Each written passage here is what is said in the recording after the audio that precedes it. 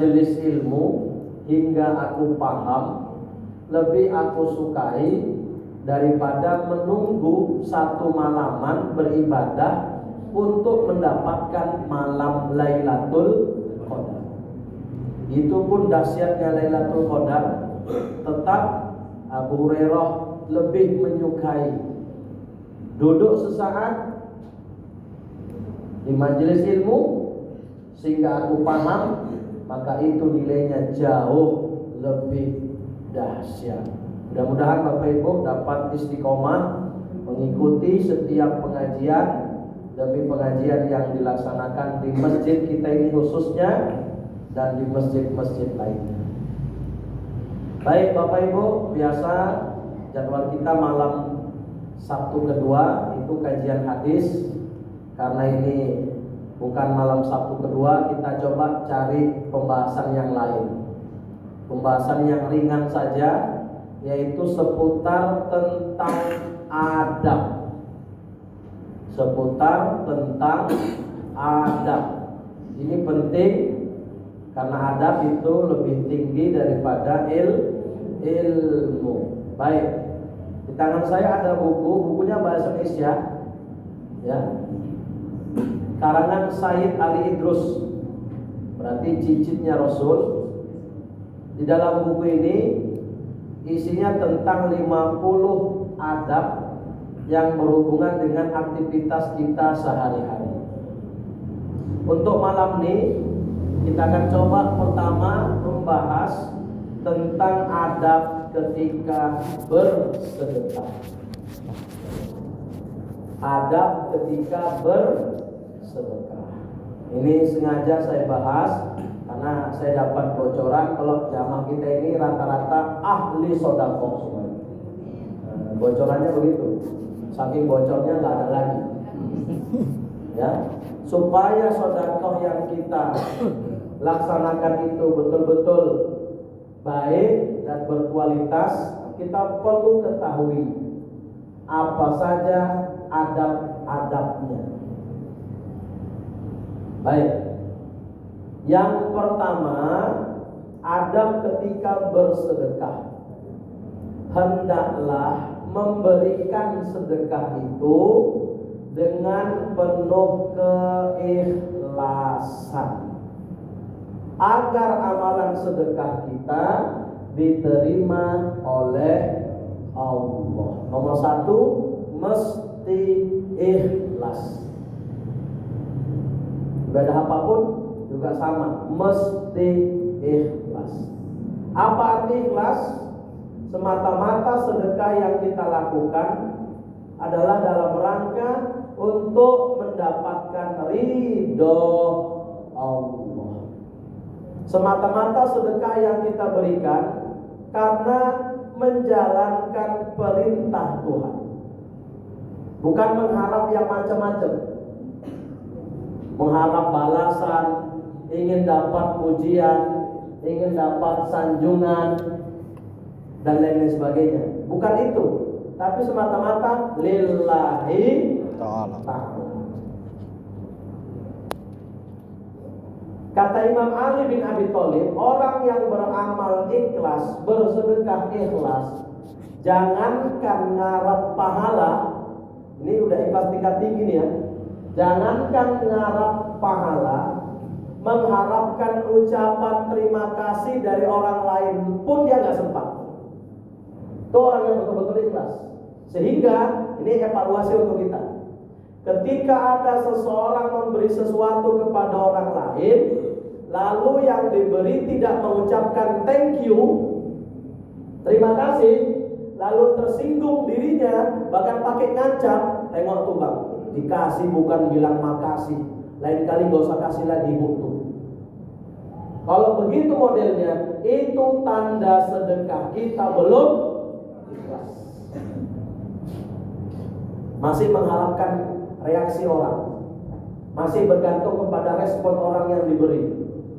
Sehingga bila kita tersinggung, yang kita beri gak bilang makasih, langsung pergi, itu tanda-tanda sedekah yang kita lakukan belum ikhlas. Ada gak kayak gitu?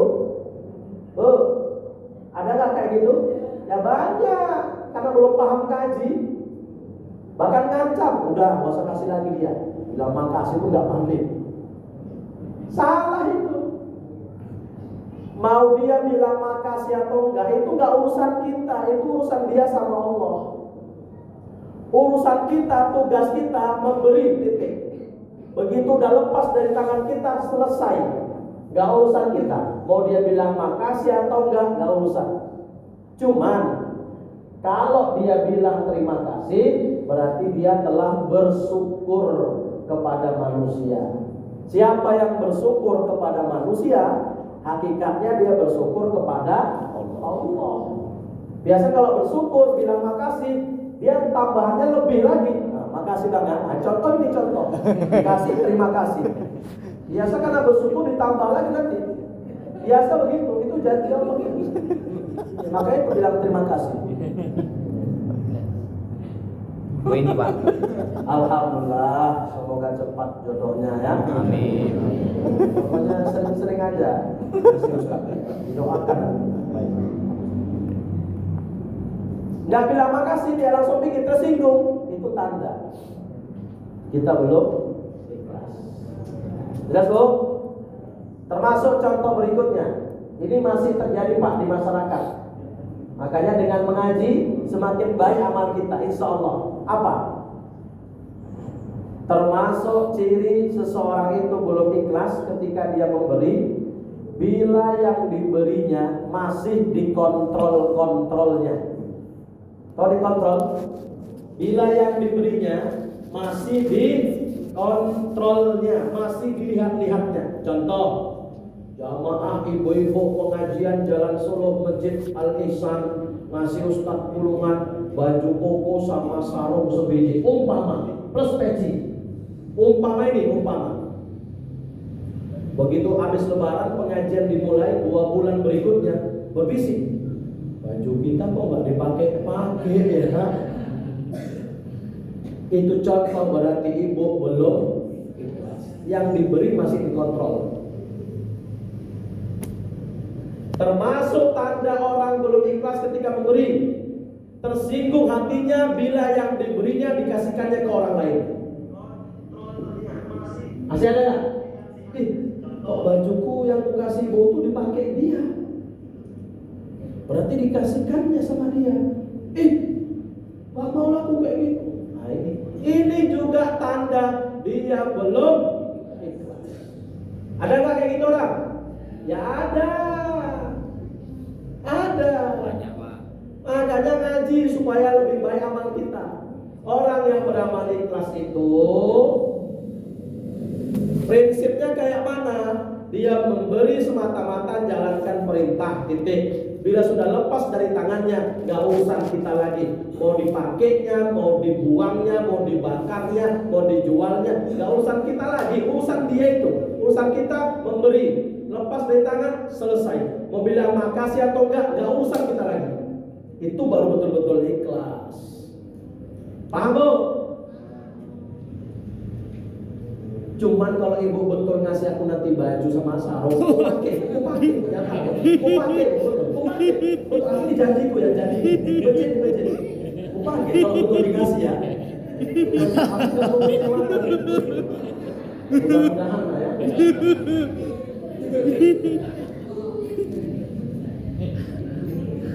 Doakan ibu yang ngasih yang panjang umur, makin banyak rezekinya aja. Jangan amin dulu. Orang belum ada kok. Udah diaminkan. Itu namanya dulu doa. Belum, nanti belum ada. Nanti. Iya. Paham ya? Kayaknya enak, itu dulu. Alhamdulillah Pak. Nah, ini ikhlas-ikhlasnya kan? Alhamdulillah ikhlas Pak. Kalau kutumpahkan kemari, nggak marah kan? Insya Allah enggak Pak. Nah, itu udah betul ikhlas. Nggak tersinggung dia, mau dibuang, mau dicampakkan, mau kasih ke orang, nggak urusan kita lagi. Urusan kita memberi, lepas dari tangan selesai, nggak urusan kita. Oke ya? Kayaknya enak ya Facebook.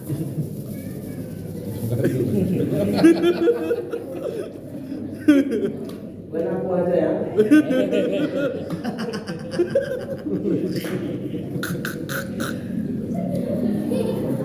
Alhamdulillah. Nah, biasa kalau orang bersyukur dijanji Allah ditambah nikmatnya, dikasih, bilang makasih.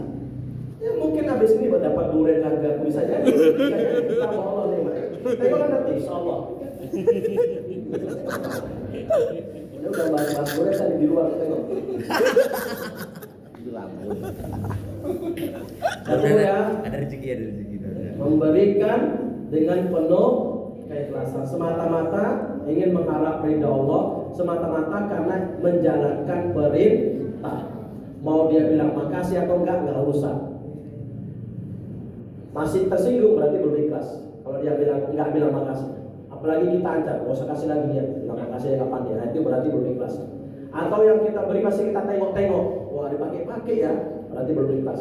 Tersinggung yang kita beri dikasihkan ke orang, itu juga tanda belum ikhlas. Makanya ustaz-ustaz dulu sering contohkan gambaran orang ikhlas itu seperti di malam hari dia makan enak, besok pagi pergi ke sungai di kampung-kampung lah.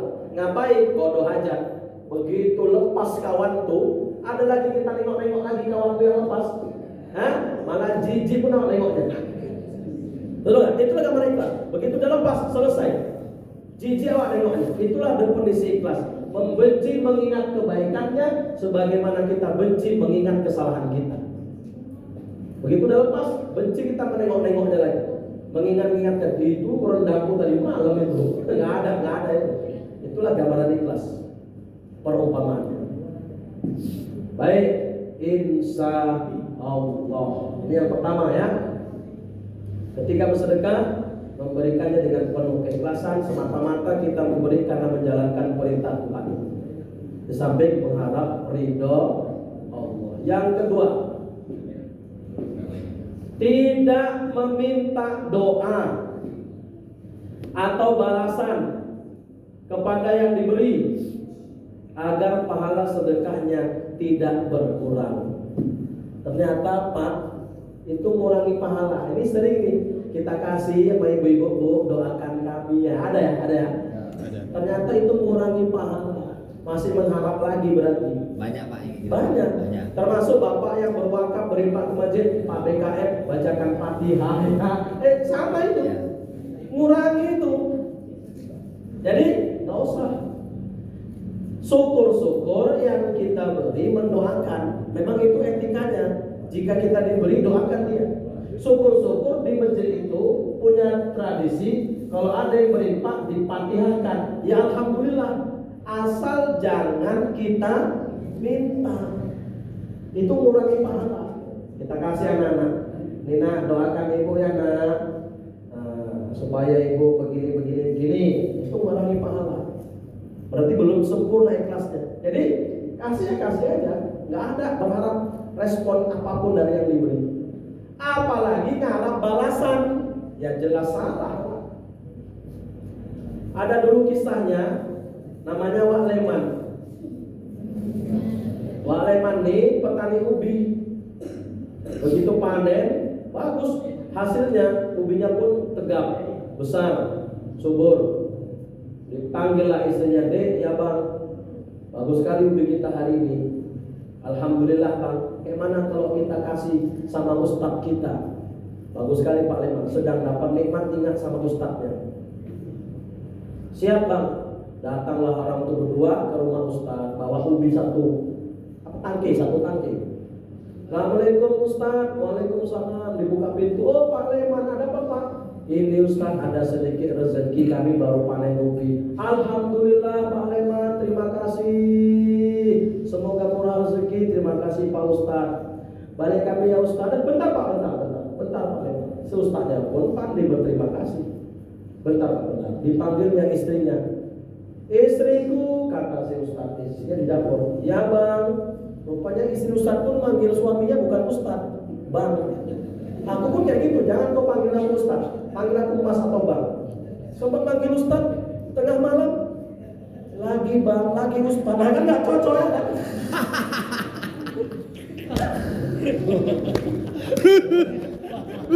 Nah.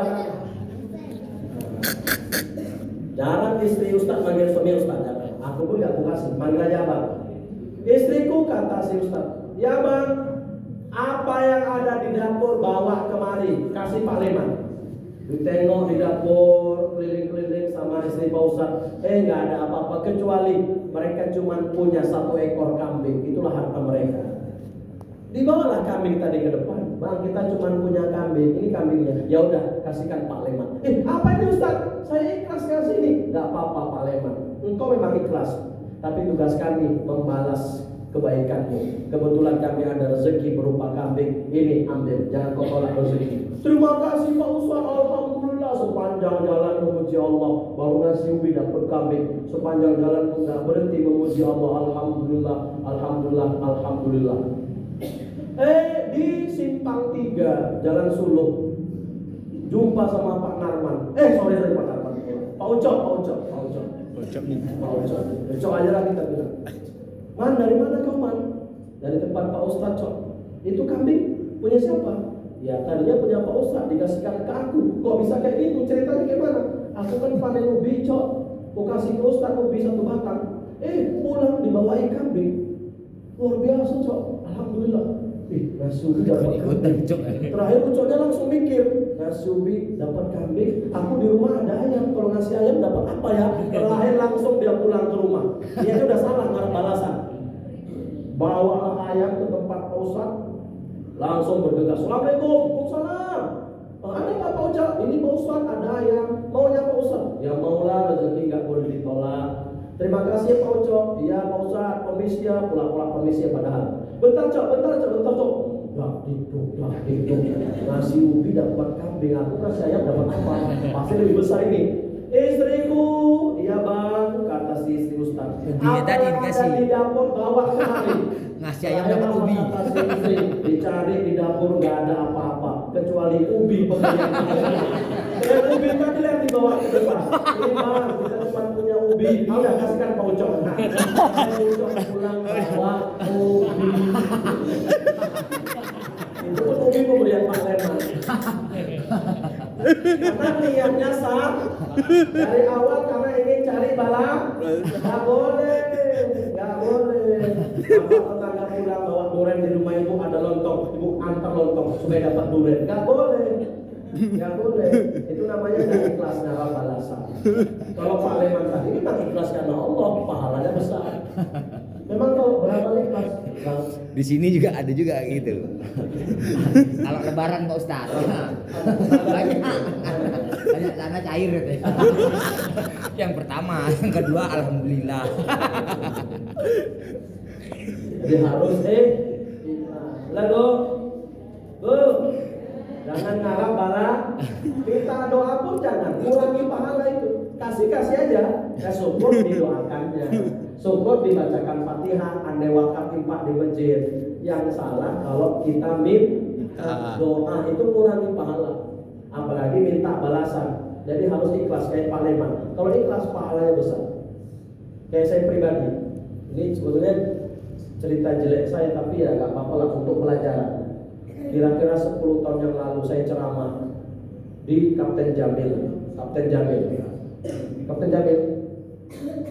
Begitu sampai seminggu, yang hadir arisannya, mobil dari ujung ke ujung, mobil. Yang undang pun rumahnya besar, kaya. Waktu itu iman lagi turun. Jadi aku ceramah, ingatnya ke amplop, berarti kan gak ikhlas itu. Betul demi Allah, 10 tahun yang lalu. Ceramah saya semua, selesai ceramah, ada makan sore, asar, habis makan pulang, ya alhamdulillah, diupload sama ahli baik. Udah tak sabar mau buka amplop. Sampai ke rumah saya buka, 70.000 isinya. 70.000 Pak, demi Allah. Nggak salah ini. Orang kaya yang hadir mobil-mobil, masa segitu? Ini cerita dulu ya. Waktu itu iman lagi turun. Jadi niatnya ke situ, nggak karena Allah, tapi karena itu. Tapi saya nyadari, mungkin karena salah niat. Allah tegur, Allah kasih, ya udahlah, alhamdulillah. Itu kalau nggak ikhlas tuh begitu. Kemudian berapa waktu kemudian ngisi perwiritan saya di Komplek Citra Graha Pasar 9. Waktu itu iman sedang naik. Aku berdakwah lillahi ta'ala, nggak penting lagi ke situ, nggak ada lagi. bab-bab amplop udah ada lagi. Lillahi ta'ala, dakwah saya malam Jumat, wirid. Selesai ceramah ada makan bersama. Selesai makan, alhamdulillah disalami sama ahli bait. Saya buka 500.000 Pak. Ya Allah, terkejut-kejut, nggak nyangka. Padahal nggak kasih tuh niat awal ceramah. Tapi itu tadi, Allah kasih besar. Itulah kalau ikhlas besar. Termasuk aku malam di ceramah, ikhlas sekali aku dipanggil, betul Pak, betul. Betul Pak. Karena biasanya belah dadaku ikhlas. Iya Pak. Makanya ikhlas. Kena kali ya. Allah nanti besar itu, aku ikhlas.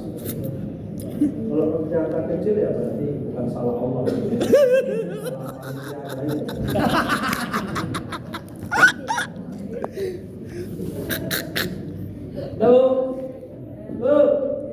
Masih hidup? Terus ya, yang pertama memberi dengan ikhlas, yang kedua tidak minta balasan, termasuk jangan minta didoakan, ngurangi pahala. Udah kasih aja udah. Tugas kita kasih aja udah. Nah, syukur-syukur di doakan. Syukur-syukur kalau di masjid dipatiahkannya keluarga kita. Yang ketiga, bersedekah dengan barang yang paling baik yang dimiliki. Karena bersedekah dengan barang yang jelek hukumnya makruh. Nasi sayur udah mau basi, makruh. Karena tengah malam nggak habis, baru kasih tetangga. Yang terbaik, lan tanalul birra hatta tunfiqu mimma tuhibbun. Engkau tidak akan mendapatkan satu kebaikan sampai engkau menginfakkan sebahagian yang kamu sukai, yang kamu cintai, artinya yang terbaik. Itu yang abdul. Contoh, di Tembung ada itu ibu-ibu tukang jual buah, tukang jualan buah. Belanja dia ke pajak mana, buah-buahan yang banyak, sampai ke rumah dia pilihkan buah yang terbaiknya, dia kasih ke tetangga walaupun 1-2 biji, 2 biji. Itu berarti ngamalkan kaji, berinfak, bersedekah dengan yang terbaik. Jangan yang sudah buruk awak kasih, itu hukumnya makruh. Kecuali ngasih baju bekas dan uang lama yang sudah buruk, itu nggak makruh. Contoh, ibu pilih mana? Dikasih duit 5.000 baru keluar dari bank, atau duit 100.000 tapi udah lonjong, pilih mana? Hah? Pilih yang 100 kan, walaupun sudah lonjong.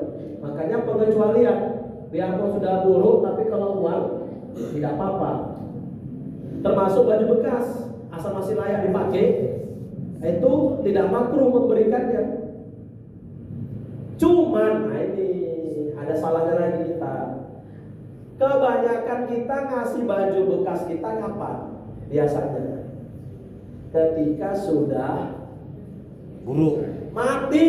Oh iya, betul. Tengah. Ya betul Pak. Kalau udah mati baru bagi-bagi Pak ya. Ya, pada umum. betul ya? Betul. Berarti kalau nggak mati, ya nggak bagi-bagi. Iya, apa namanya tuh? Ya pelit. Ini salahnya. Padahal lihat Quran surat Al-Munafiqun. Wa anfiqu mimma razaqnakum min qabli ayyatiya ahadakumul maut. Infakkan, sedekahkan sebagian rezeki yang kami berikan kepadamu sebelum kamu mati. Jelas Quran. Jangan nunggu mati baru dibagi baju bekas kita. Di saat hidup nih, dengar rumus sedekah. Sedekah di saat hidup lebih afdol ketimbang sedekah sesudah mati. Contoh sudah mati gimana? Mah, nanti kalau papa mati itu ada tabungan papa 50 juta, infakkan ke masjid Alisan Jalan Suluhnya. Boleh. Tapi lebih afdol di saat masih hidup diinfakkan. Jangan nunggu mati. Lebih besar pahalanya ketika kita masih hidup. Paham bu? Yang kedua, bersedekah berinfak di saat sehat itu lebih besar pahalanya ketimbang berinfak bersedekah ketika sakit. Jangan nunggu sakit baru sedekah. Ketika sehat tuh, di situ ujiannya yang besar, yang berat. Maka bila kita keluarkan di saat sehat itu lebih besar pahalanya ketimbang sakit. Bersedekah di kala hidup lebih besar pahalanya ketimbang sesudah mati. Paham bu? Banyak gak bajunya di rumah yang bergelantungan lama gak dipakai di lemari? Jujur, jangan bohong. Banyak kan? pulang nanti tandai langsung dibagi-bagikan besok. Itu Pak hisapnya berat di akhirat. Beda kalau baju kita nggak banyak, memang itu yang ada kita pakai selalu berganti-gantian, itu hisapnya ringan. Tapi kalau baju banyak, 2 lemari, satu yang dipakai, satu bergelantungan bertahun-tahun nggak dipakai, itu hisapnya berat kok nanti di akhirat. Pertanggungjawabannya berat di akhirat. Maka bagikan sekarang, jangan nunggu mati. Setuju? Bapak-bapak juga, mana-mana baju yang lama nggak dipakai, untuk apa itu? Nunggu mati? Jangan, sekarang dibagikan. Pulang nanti langsung tandai. Bagikan, nggak bisa ke tetangga karena kaya-kaya tetangga kita, kasihkan ke kampung sana, kirim. Pasti bermanfaat. Cocok? Cocok Bu? Itu. Nah, jangan nunggu mati baru awak bagi baju kita, jangan, saat hidup inilah. Itu yang bagus untuk kita berbagi. Nah, kecuali yang dua ini, uang bekas, uang yang sudah lama, dan baju bekas. Tapi selain yang dua ini, bersedekah dengan barang yang sudah buruk, itu hukumnya makruh. Ngasih jeruk yang udah busuk-busuk, wah, makruh. Ngasih sayur udah mau basi. Mana bagus ibu kasih sayur tetangga, begitu habis masak siang hangat-hangat, atau malam udah dingin karena mau basi, nggak ada yang ngabisi, baru dikasih. Mana bagusan? Siang. Di situ kita bagi, itu yang afdolnya. Jangan nunggu malam karena udah nggak habis baru awak kasih. Udah gitu awak ejek pula, kasih aja semua jenak ketimbang basi. Waktu mau aja gitu, habis itu nanti dia coba lah, ejek lagi pula. Dan nasinya mau basi, ngejek lagi, nggak boleh. Yang bagusnya itu adab, yang terbaiknya kalau kita ingin bersedekah kepada orang lain. Setuju Bu? Setuju? Baik. Lalu kalau uang kayak mana Ustaz? Standar bahwa kita itu sudah ngamalkan Quran. Kan ada gaya. Lan tanalul birra hatta tunfiqu mimma tuhibbun. Engkau tidak mendapat kebaikan sampai engkau berinfak dengan apa yang kamu cintai. Mimma, sebahagian dari apa yang kamu cintai. Itu kalau uang kayak mana Ustaz mengukurnya? Baru kita sudah ngamalkan Quran. Begini, mimma tuhibbun, dari apa yang kamu cintai. Kalau di kantong bapak ada duit 100.000, jatuh duit 2.000, kira-kira bapak kecarian nggak yang 2.000 itu? Rasanya ada rasa sayang nggak 2.000? Karena masih ada 98.000 lagi, masih ada sayang nggak? Atau cuma 2.000 aja kok, nggak apa-apa lah. Gimana Pak? Andai duit bapak 100.000, hilang 2.000, hilang yang 2.000, kira-kira bapak cari lagi nggak kira-kira? Karena sayang. Atau cuma 2.000 kok, nggak apa-apa lah. Jawabannya banyak lah versinya Pak. Nah, kalau aku misalnya saya lah yang kehilangan, saya anggap ya udahlah nggak ada rezeki awak, gitu aja. Cuma 2.000, Ya, nggak carian? Nggak ada, yang 100 kalau memang itu udah bukan rezeki lah, gitu aja lah Pak. Apalagi dituntut pun belum tentu dapat, ngarapi orang balik ya kiamat. Kan ilmu logika Pak, ya kan Pak. Nah, kalau harapan orang ngomong 100 balikkan ke awak, ya sama kayak nyari.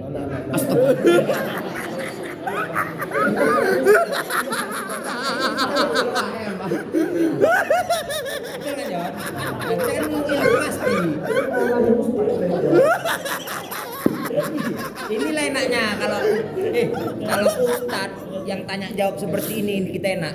Ketawa-ketawa tapi kita ambil poinnya. Nah, itu dia. Kadang kalau iya betul kan Pak. Nah, coba sama Ustadz Mayor itu bisa kita kayak gini ya, kiamat. Betul, jus habis.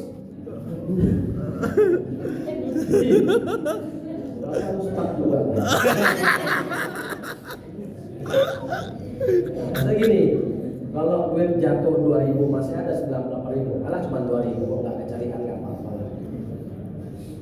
Tapi kalau yang jatuh 10.000 rasanya sayang. Mana ya? Betul kan? Nah, jadi ukuran standar infak itu begitu. Kalau duit 100.000, 2.000 yang bapak infakkan itu belum cukup, belum memadai. Nggak sesuai Pak ya? Belum sesuai.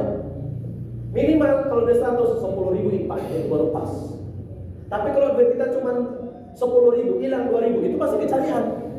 Karena cuma 10.000, hilang 2.000. Makanya kalau di kantong duit 10.000, infak itu cuma 2.000, itu udah memadai. Tapi kalau duit kita 100.000, hilang 2.000 kita nggak kecarian, 5.000 kurasa nggak kecarian. Kenapa? Masih ada 95.000 lagi. Maka kalau duit 100.000 infaknya 5.000 belum memadai. Jadi supaya memadai minimal 10.000, itu maksud saya. Paham ya? Paham ya? Tapi kalau orang pelit hilang 1.000 pun kecarian. Orang pelit 1.000 pun kecarian. Nah itu maksudnya mimma tuhibbun itu kalau konteksnya uang seperti apa? Nah jelas ya, jelas. Nah sekarang gini aja, keluarkan masing-masing uangnya dari kantong berapa jumlahnya. Coba aku biar bisa ngukur. Jangan keluarkan, Pak, keluarkan. Duit yang di kantong keluarkan coba berapa isinya. Aku biar tahu ngukurnya.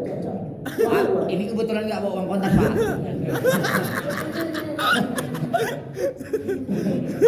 Ada aja jawaban.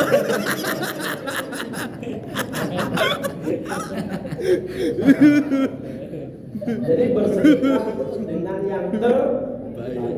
Kalaupun uang itu mengukur standarnya itu begitu, mimma tuhibbun itu minimal begitu. Minimal 10% gitu, Pak. Ya bisa. Duit kita 1 juta, ada hilang 10.000, nggak kecarian kita orang 10.000 kok, masih ada 990.000. Kalau hilang 20.000 dari duit 1 juta, nggak kecarian, masih ada 940, nggak apa-apa. Tapi kalau hilang 100.000, rasanya kecarian kan? Atau hilang limpul, rasanya sayang, kita cari mana yang limpul tadi. Nah, jadi kalau begitu minimal andai ada di kantong duit 1 juta, ya minimal limpul limpahnya. Jangan pula 5.000, belum memadai, minimal limpul atau cepet. Kira-kira begitu mengukurnya. Maksud mimma tuhibbun itu. Paham dong? Dah. Yang keempat, berdoa setelah bersedekah. Doanya apa? Kalau di Quran ada Rabbana taqabbal minna innaka antas samiul alim. Ya Tuhan kami, terimalah ibadahku. Jadi Pak Bu, setiap kita beramal jangan tak berdoa. Habis sholat jangan tak berdoa, ya Allah terimalah sholatku. Habis puasa jangan tak berdoa, ya Allah terimalah puasaku. Habis berzakat sama, terimalah zakatku. Haji sama, terimalah hajiku. Ini pun begitu. Habis bersedekah, berdoa kita. Ya Allah, terimalah sedekahku. Kalau pakai bahasa Arab yang tadi, Rabbana taqabbal minna innaka antas samiul. Tapi kalau nggak hafal itu ya udah, bahasa bisa menjadi ya Allah, terimalah sedekahku. Berdoa apa? Supaya amal kita diterima, khususnya sedekah, supaya sedekah kita diterima sama Allah Subhanahu wa Ta'ala. Setuju Bu ya? Makanya penutup dalam satu amal ibadah dengan doa.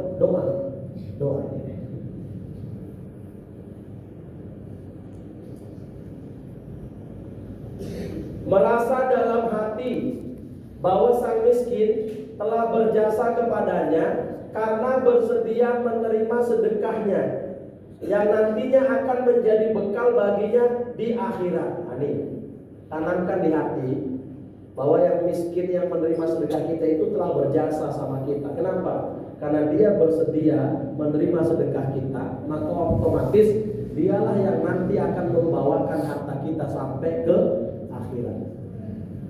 Ingat Pak, harta kita itu nggak bisa kita bawa sendiri hingga ke akhirat.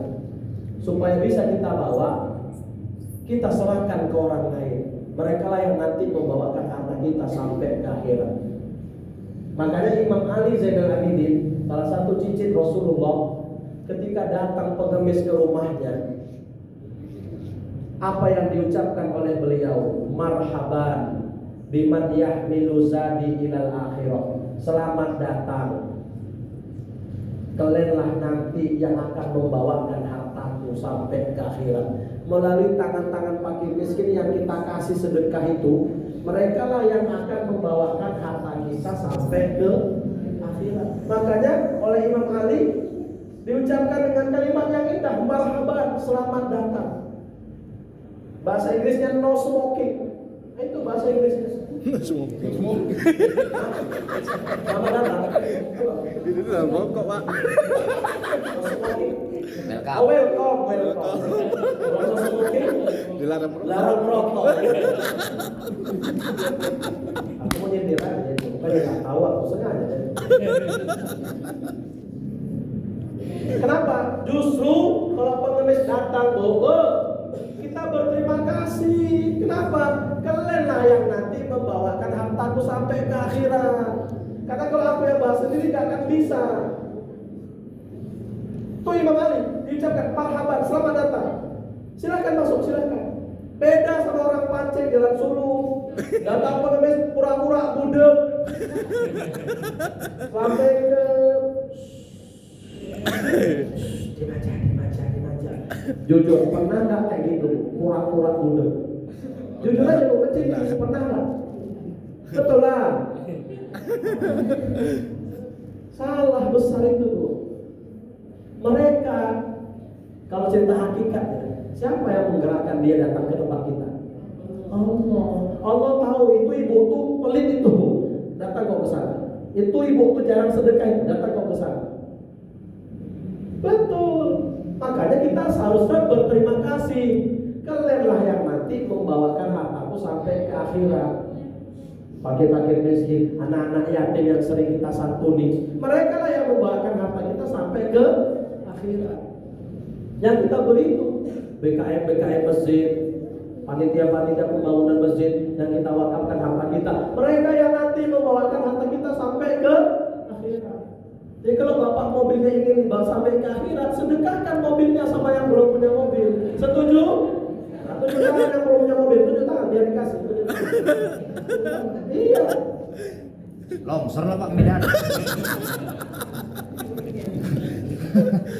Jadi pesan saya, jangan ngelak-ngelak, jangan nolak-nolak, apalagi gak ada. Waduh, udah bohong, pelit lagi, jangan. Kalau sempat Tuhan murka, betul dia dihilangkan Tuhan gimana? Selesai kita Pak. Jadi jangan pernah bilang gak ada ya Bu.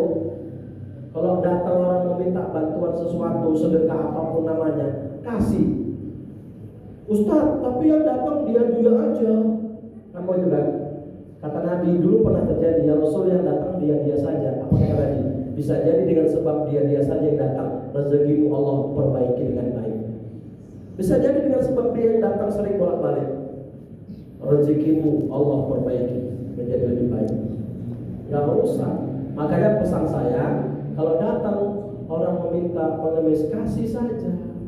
Berapa apa adanya, yang penting kasih. Besok datang lagi kasih kalau memang ada. Yang kita kasih itulah Pak yang menjadi harta kita yang sesungguhnya.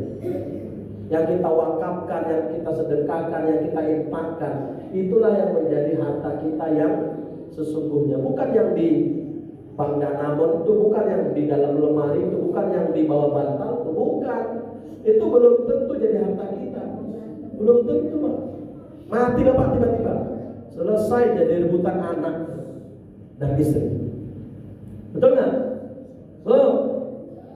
Mau nggak pas ibu yang banyak tuh, tiba-tiba ibu meninggal, belum sempat ibu sedekahkan, dipakai sama pengganti ibu.